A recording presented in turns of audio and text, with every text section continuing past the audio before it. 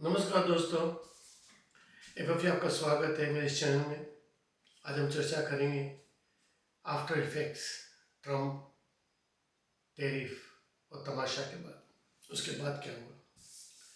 तो ट्रम्प ने टैरिफ लगाया और उसमें जो तमाशा खड़ा हुआ, हंगामा हुआ, वो हमने देखा। टीवी चैनल पर मीडिया दिन रात एक ही बात, ऐसा ऐसा प्रतीत हो रहा था कि मीडिया के अनुसार कुछ प्रलयंकारी तूफान आएगा इस 2550% टैरिफ के बाद। और ऐसा कुछ होना नहीं था, मगर मीडिया की तो आदत है कि उसे हाइप करने की। किसी विषय पर इतना हाइप करते हैं कि लोगों का जनमानस का जो विचार है वो डुल जाता है, विश्वास डुल जाता है। अब जब ये ट्रम्प टैरिफ और तमाशा हुआ, उसके बाद जो हुआ, जैसे कि मोदी जी जापान गए, मुझे नहीं लगता कि जापान जाना उनकी व्यवस्था थी या एक एक्स्ट्रा कार्यक्रम था, ऐसा मुझे नहीं लगता है। जापान की यात्रा तय होगी और शिकागो और शंघाई बैठक भी पहले से तय होगी, वो प्रतिवर्ष होता है। तो जापान गए, वहाँ कई डील साइन की। और जापान हमारा एक नैसर्गिक पार्टनर है। उसके साथ, जापान के साथ हमारे सांस्कृतिक समय इतने पुराने संबंध है और जापान के साथ किसी प्रकार की कोई अविश्वास या धोखे की कोई गुंजाइश नहीं है। जापान हमारा अच्छा मित्र है और जबकि हमने जापान की अर्थव्यवस्था को पीछे छोड़कर उनसे ऊपर आ गया है, फिर भी जापान के अंदर कोई ऐसा ऐसा भाव नहीं था भारत के विरुद्ध। भारत और जापान के बीच में जो सद्भावना का वातावरण है वो हमेशा के लिए था, हमेशा से था और हमेशा के लिए रहेगा, क्योंकि हमारी जो सांस्कृतिक विरासत है वो अटूट है।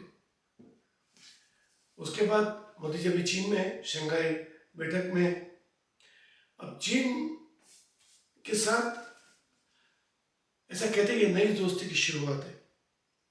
और जिस तरह से मोदी जी का इस बार मान दिया गया, रेड कार्पेट वेलकम दिया गया, सांस्कृतिक कार्यक्रम आयोजित किए गए, चीनी महिलाओं ने, चीनी पुरुषों ने भारत के शास्त्रीय नृत्य किया, तबले बजाए। ये पहली बार देखा गया है कि चीन ने भारत के किसी प्रधानमंत्री का इस तरह स्वागत किया हो, क्योंकि चीन को लगा होगा शायद कि ये बदली परिस्थितियों में भारत को अपनी तरफ लाया जा सकता है। हमने भी चीन के साथ ऐसा ही किया था। हमने उनको पूरे सम्मान के साथ, जब चाउमिन लाई नेहरू जी के समय भारत आए थे, उन्हें पूरा मान सम्मान दिया था, जैसा अभी इस बार चीन ने मोदी जी को दिया। मगर परिणाम क्या हुआ? चाउमिन लाई ने नारा भी दिया, हिंदी चीनी बाय बाय, मगर वहाँ जाते ही भारत ने आक्रमण किया, चीन ने आक्रमण किया भारत पर। और हम जानते उसका क्या हर्ष हुआ था, क्या हुआ था। तो चीन पे भरोसा नहीं किया जा सकता। हाँ, चीन ने हमें स्वागत किया, मोदी जी को सम्मानित किया, अच्छा वेलकम दिया, मगर हम वो नहीं करेंगे जो चाउमिन लाई ने किया था। हम वो नहीं करेंगे। भारत कभी ऐसा नहीं कर सकता। अब लोग ये चीन की जो शंघाई बैठक में जो मोदी जी भाग लिया, उसके बारे में तरह तरह की अटकलेबाजी आ रही कि चीन से हुआ, पुतिन से मिलेंगे, हम सब मिलकर अमेरिका में तहलका मच गया, अमेरिका में हाहाकार मच गया। ऐसा कुछ नहीं। मैं इतना कहूँगा कि ट्रम्प टैरिफ और तमाशा जो था, वहाँ से अमेरिका का अश्वमेध यज्ञ समाप्त हुआ। आप जानते हैं अश्वमेध यज्ञ क्या था, कैसे होता था? प्राचीन काल में जब किसी राजा को विस्तार करना होता था तो बिना युद्ध के, बिना रक्तपात किए वो एक घोड़ा अश्वमेध यज्ञ करके, एक सफेद घोड़ा, श्वेत घोड़ा छोड़ देते थे। उनके साथ उनकी टुकड़ी होती थी और जो राजा उनकी इस अश्व को जाने दे, अपनी सीमा के अंदर से जाने देते थे, उसका मतलब कि उन्होंने राजा की अधीनता स्वीकार की। और जिसे राजा की अधीनता स्वीकार नहीं थी वो अश्व को पकड़ते। बाद में दोनों युद्ध होता और फिर जो जीत जाता वो विजयी होता और राजा और वो राज्य उसके अधीन होता। आमतौर पर जो आखिर में जो मैं जो जहाँ तक सुना है, भगवान श्री रामचंद्र जी ने भी अश्वमेध यज्ञ किया था और उनके अश्व को लव कुश ने ही रोका था। हालांकि युद्ध नहीं हुआ था दोनों के बीच में। तो अभी तक जो हुआ, अमेरिका ने जो भारत के साथ जैसा भी व्यवहार किया, जिस तरह से उन्होंने भारत की विदेश नीति को प्रभावित किया, आर्थिक नीति को प्रभावित किया, यहाँ तक कि हिलेरी क्लिंटन ओबामा के काल में उन्होंने ये भी कोशिश की कि भारत का वित्त मंत्री कौन बने, यहाँ तक उन्हें प्रभावित करने की कोशिश की थी। परमाणु विस्फोट हमने जो किया, काफ़ी कोशिश की थी अमेरिकी प्रशासन ने कि हम परमाणु विस्फोट न करें, और जब हमने परमाणु विस्फोट किया इंदिरा जी के काल में और अटल जी के काल में, तो तरह की आर्थिक प्रतिबंध लगाए गए थे हम पर। तो ये उनका अश्वमेध यज्ञ था कि तुम हमारी अधीनता स्वीकार करो, तुम उसके विरुद्ध कुछ भी करोगे हम तुम्हें दंडित करेंगे। तो ये जो अश्वमेध यज्ञ अमेरिका का पूरे विश्व में चल रहा है, कुछ देश को छोड़कर सभी उनके इस अश्व को की अधीनता स्वीकार करते हैं, उनकी अधीनता स्वीकार करते हैं। और जो अमेरिकी प्रशासन चाहता है, जैसी आर्थिक नीतियाँ, विदेश नीतियाँ जैसी वो चाहते हैं वो मनवाते हैं। भारत ने भी कई समय तक माना होगा, मैं कुछ पुष्टि नहीं कर सकता। हमारी नीति कुछ हद तक स्वतंत्र भी थी और कुछ हद तक हम दबाव में आ भी जाते होंगे। मैं ये नहीं कहता कि हम पूर्णतः स्वतंत्र थे, आज की बदली परिस्थिति में ऐसा संभव नहीं है। ट्रम्प टैरिफ और तमाशा के बाद अमेरिका का अश्वमेध यज्ञ यहाँ समाप्त होता है। हमने उनके यश को रोका और समाप्त हुआ। अब उसके बाद जो हुआ है, जो हो रहा है, हालांकि मैं नहीं कहना चाहता कि कुछ हो रहा है, जो हो रहा है वो सामान्य सा लगता है मुझे। उसमें कोई ऐसा नहीं है कि ऐसी कोई रणनीति नहीं कि चलो अमेरिका ने हमें नुकसान पहुंचाया, हमें दबाने की कोशिश की, टैरिफ लगाया 50%, तो हम चीन के खेमे में जाए, न हम अमेरिका के खेमे में थे और न हम चीन के खेमे में जाएंगे और न हम रूस के खेमे में हैं। हमारी जो नीति है वो स्वतंत्र नीति है, जो देश हित में जो होगा वही होगा, जो देश हित में चाहिए, जो नीतियाँ चाहिए, आर्थिक हो या राजनीतिक हो, कूटनीतिक हो, जो भी हो वो हमारी सरकार करेगी। मोदी जी के काल में अभी तो ऐसा ही होता है और ऐसा ही होगा। और शंघाई बैठक में जो कुछ भी बातचीत हुई होगी शी जिनपिंग और मोदी जी के बीच में, परस्पर हितों की बात होती है, हमेशा होता है, कोई नई बात नहीं है। मुझे नहीं लगता है कि मोदी जी जो अमेरिका के से व्यापार में जो नुकसान होगा उस कमी को चीन से पूरा करने की कोशिश करेंगे, मुझे ऐसा नहीं लगता है। ऐसे भी चीन से हमारा ट्रेड इम्बैलेंस है, चीन से हम आयात बहुत अधिक करते हैं, निर्यात कम होता है, तो वहाँ पे गुंजाइश है कि व्यापार चीन से इतना बढ़े, हमारा निर्यात भी वहाँ हो। मगर चीन और भारत के बीच में हमेशा से स्पर्धा रही है, विशेषकर पिछले 20 वर्षों से। चीन ने जो कदम आगे बढ़ा है, कुछ हद तक कदम जो आगे बढ़ा है आर्थिक रीति से जो मजबूत हुआ, कुछ हद तक भारत की कोस्ट पर, भारत के कंधों पर पैर रखकर भी उन्होंने कि भारत को दबाया। हमारी जो कांग्रेस पार्टी के शासनकाल में हमने चीन से मुकाबला नहीं किया, चीन की अधीनता को हमने शांत में स्वीकार की, उन्हें आगे बढ़ने का मौका दिया और हम पीछे रहे। चाहे कुछ भी कारण रहा हो, गुप्त संधि जो कुछ भी हो, पर हमने चीन को ललकारने की कोशिश नहीं की, चीन से आगे निकलने की कोशिश भी नहीं की। अभी हम चीन से आगे निकलने की कोशिश कर रहे हैं। अभी हमने जापान को पीछे हटाकर हम उसकी जगह तीसरी अर्थव्यवस्था बने विश्व की, और अब हमारा लक्ष्य तीसरी अर्थव्यवस्था बनने की ओर जा रहे हैं। और हमारा लक्ष्य उसके बाद दूसरी अर्थव्यवस्था ही होगी, और दूसरी अर्थव्यवस्था जब बनने की कोशिश करेंगे तो वहाँ पे चीन सामने आता है। इससे मुझे नहीं लगता है कि चीन और भारत में अच्छे संबंध होंगे, व्यापार बढ़ेगा, राजनीतिक संबंध अच्छे होंगे, मगर एक तरफ वो हम दोनों एक दूसरे के स्पर्धी हैं। और स्पर्धी होने के नाते मुझे नहीं लगता कि चीन हमारी किसी प्रकार को मदद करेगा। ये मैं शुरू से कह रहा हूँ कि चीन चाहे कुछ भी कर लो, अगर वहीं इन्वेस्टमेंट भी करता है, निवेश भी करता है, तो वो सुगम इन्वेस्ट नहीं होगा, सुलभ इन्वेस्टमेंट नहीं होगा। जो निवेश होगा उसके पीछे कई उनके मंसूबे होंगे, तो उनके वहां से निवेश आना वो घातक भी हो सकता है। चीन से, अमेरिका से भी जो निवेश आया है उसमें काफी निवेश ऐसे हैं जो हमें घातक हो सकते हैं, ऐसा मेरा मानना है। रूस और जापान की बात अलग है, मैं इनको दोनों को अलग ही श्रेणी में रखता हूँ। जापान का निवेश काफ़ी आया है, मगर उनके साथ कोई समस्या नहीं है। रूस का निवेश नहीं आया, उनसे व्यापार बहुत हुआ है, हमने उनसे बहुत खरीदा है, वो हमको तेल दे रहे, पेट्रोल दे रहे हैं, उनके साथ भी कोई मनमुटाव नहीं, अच्छे पार्टनर, अच्छे दोस्त थे। संकट के समय रूस ने हमारी काफ़ी सहायता भी की थी, और अभी भी आज हमारे साथ खड़े हुए हैं। मगर अमेरिका भरोसेमंद नहीं रहा, कभी नहीं रहा है। अब अमेरिका के राष्ट्रपति केनेडी से लेकर अभी तक का अगर आप इतिहास टटोले, तो जब संकट का समय आया तो अमेरिका ने हमेशा पाकिस्तान का या किसी और का साथ दिया, बात का साथ नहीं दिया। सबसे आगे बढ़कर थोड़ी बहुत किसी ने अच्छी भावना दिखाई अमेरिका के राष्ट्रपति में, तो वो थे बुश। बुश ने उनके हर प्रोटोकॉल को तोड़कर अमेरिका के लिए आणविक समझौता उन्होंने किया। हालांकि बाद में फलीभूत नहीं हुआ वो आणविक समझौता, वो शायद खाली नाम मात्र की समझौता था, या बाद में आगे चलकर कुछ अड़चन है, ये नहीं कह सकते, मगर फलीभूत नहीं हुआ।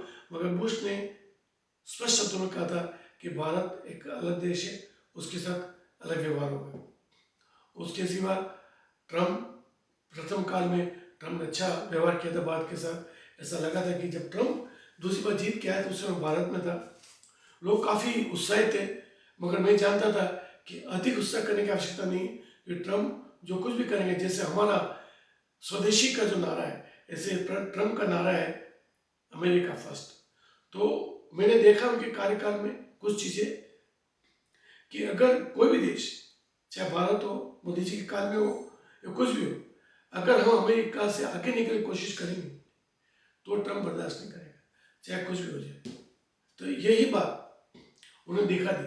उनके राष्ट्रपति दूसरी बार बनते ही मैंने कहा था कि कुछ भी कर लो, मगर अमेरिका से आगे नहीं की कोशिश नहीं करना। उस समय ईगो की बात नहीं थी, पर ग्रोथ की बात है, अमेरिका को चैलेंज करने की बात थी, चुनौती की बात थी। तो उनका है कि मतलब कोई भी कुछ भी करो, मगर अमेरिका से आगे निकलने की बात मत करना। इसीलिए उनकी निगाह भारत और के रुपया और डॉलर की जो विनिमय मुद्रा है उस पर उनकी नज़र पड़ी रहती है। वो नहीं चाहते कि कोई भी देश की मुद्रा मजबूत हो, ये उनका प्रथम लक्ष्य। तो ये इस मामले में वो कभी समझौता नहीं करते। मुझे इतना उत्साह था, हालांकि ट्रम्प के बारे में अच्छे विचार थे, मगर मुझे ट्रम्प के बारे में वो जीत के आया, मुझे इतना उत्साह नहीं था। हाँ, कमला हैरिस न बनी राष्ट्रपति, उसका मुझे अच्छा लगा कि वो होती तो शायद स्थिति और बिगड़ती, मगर अब बिगड़ चुकी है, ट्रम्प के आने के बाद भी बिगड़ चुकी है। तो ट्रम्प का अश्वमेध यज्ञ, अमेरिका का अश्वमेध यहाँ भारत के लिए समाप्त होता है, और चीन से अगर हम कुछ करते हैं, ये चीन का अश्वमेध यज्ञ की शुरुआत है। चीन कोशिश करेगा कि भारत उनकी खेमे में आ जाए, उनकी बातें माने, चीन भी अपनी शर्तें मनवाने की कोशिश करेगा। इसके पहले हम देख चुके हैं, जब मोदी जी प्रधानमंत्री बने थे तो चीन ने एक नई पहल की थी, बेल्ट एंड सिल्क रोड की पहल की थी। उन्होंने विश्व के तमाम देशों को बुलाया था कॉन्फ्रेंस में, भारत नहीं गया था क्योंकि मोदी जी थे, उन्होंने वहां जाना स्वीकार नहीं किया। वो जो उन्होंने बुलाया सभी देशों को, वहां तक अमेरिका के प्रतिनिधि भी वहां गए थे, मगर भारत के प्रतिनिधि कोई नहीं गया। मोदी जी ने भाग लेने से साफ इनकार कर दिया।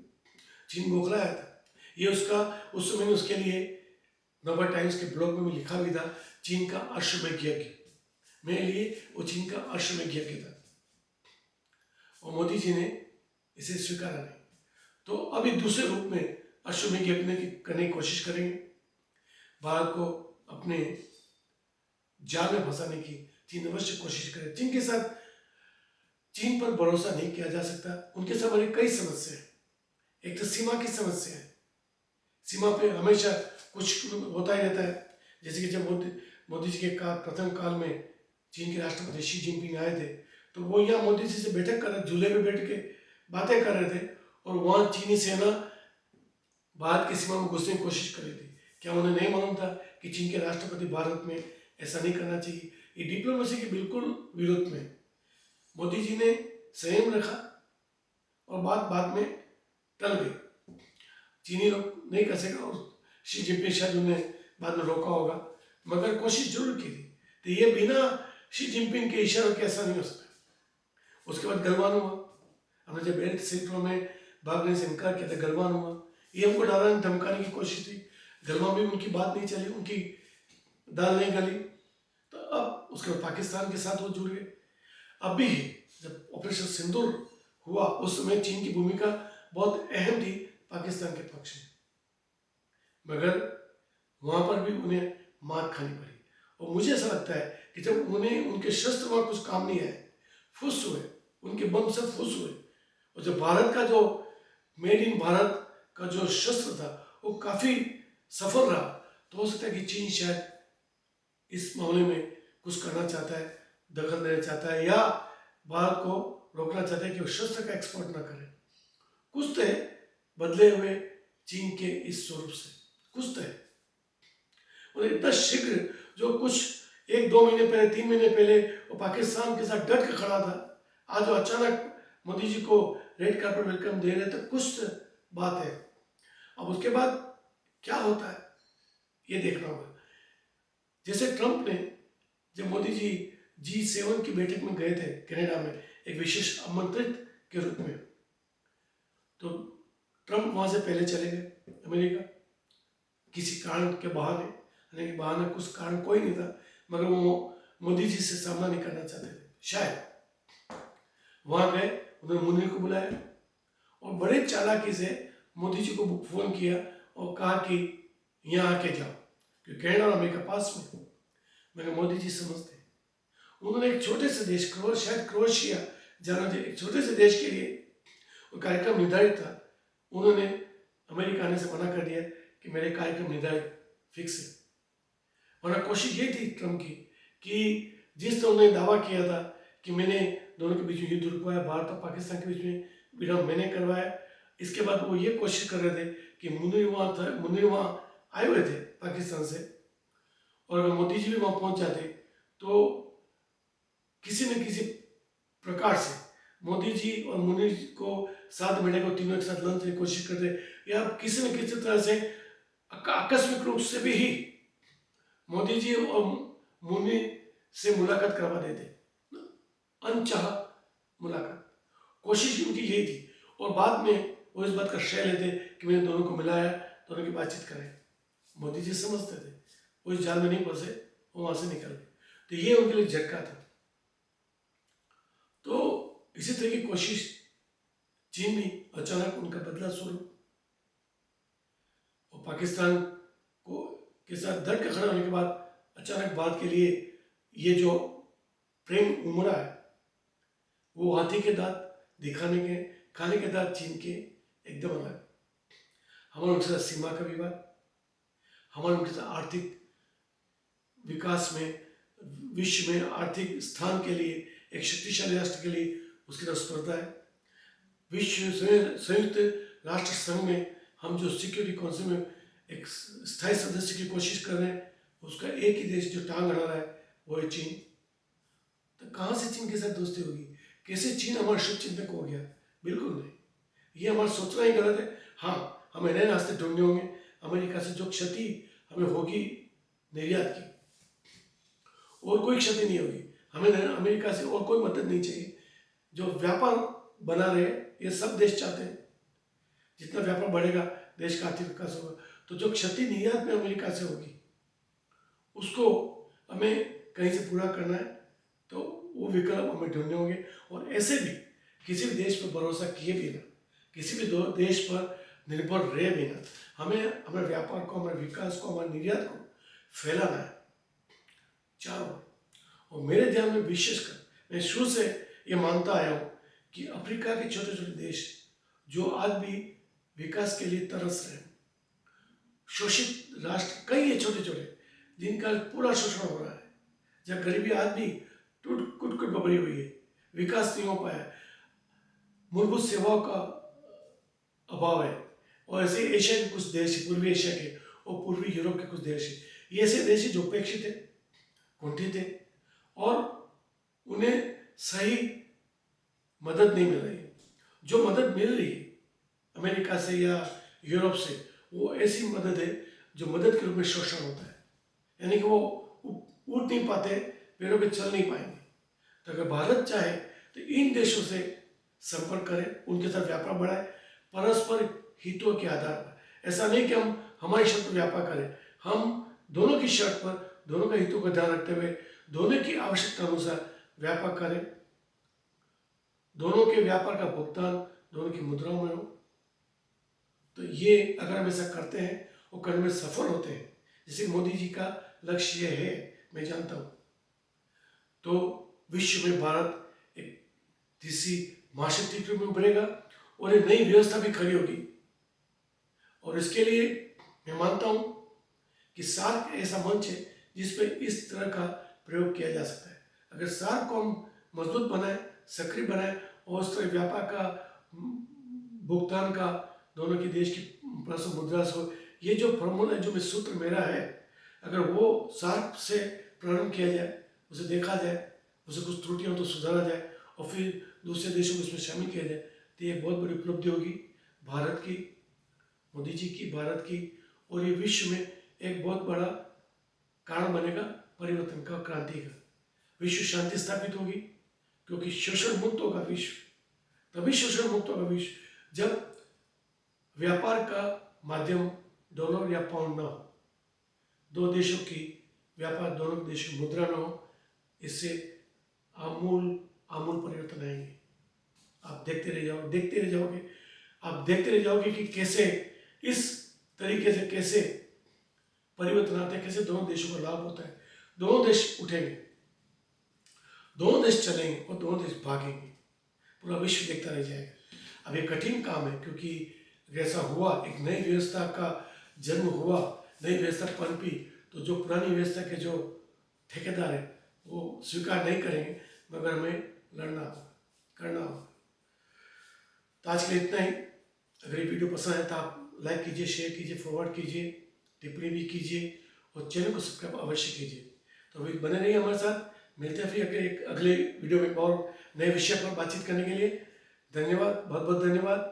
जय भारत, वंदे मातरम।